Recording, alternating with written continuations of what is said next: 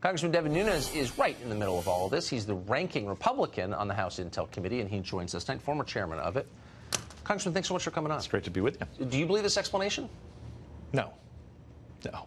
So it looks... Schiff's explanation? No, yes. Absolutely. So it looks from the perspective of people on the outside like Adam Schiff's office guided this complaint like it was a setup. Well, and it looks like he knew something beforehand because, this was in the press. Then you had tweets. You had stories written by known Fusion GPS reporters.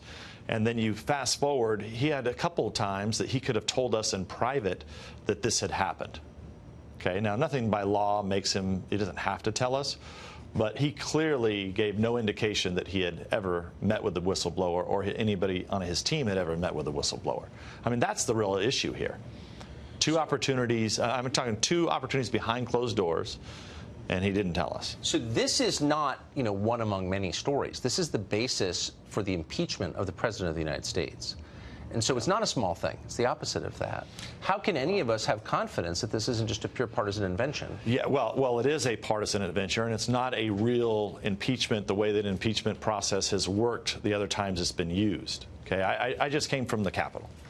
And we had, 9 hours of Ambassador Volker, which if you listen to the mainstream media and the Democrats, this was going to be the guy that was going to give up all the goods on Rudy Giuliani, and because this was the special envoy to Ukraine on behalf of the Trump administration. Of course, they went on and on and on. Why did they keep going on and on? Because they weren't getting what they wanted. I came in there at the end. I felt horrible for the man. Here he has. He's been a public servant. He's getting married in a few weeks, and he just wants this to be done with. Right. And, of course, you wouldn't know that by, number one, what leaked out before his testimony and what's leaked out ever since then. So I have to ask you about the CIA, since you oversaw it. You were in charge of the oversight of the CIA and the other intel agencies as the chairman of the House Intelligence Committee. Do you feel that our intelligence agencies are properly overseen by the Congress? Does democracy have full control of these agencies?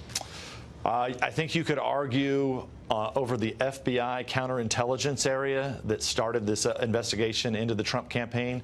No, zero. The FBI has not cooperated throughout this investigation. Perhaps with what the Attorney General is doing, running an investigation into the beginnings of the Russia probe, yes.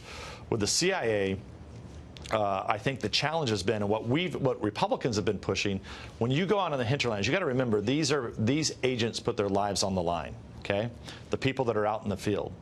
The challenge you have is there's way too many intelligence officials and consultants and former agents and now pontificating on networks that live here in the swamp.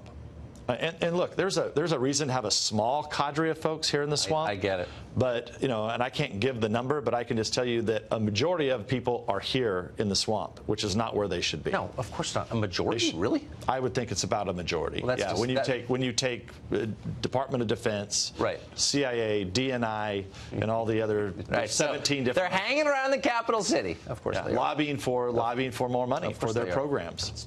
And I'll tell you one thing that people forget.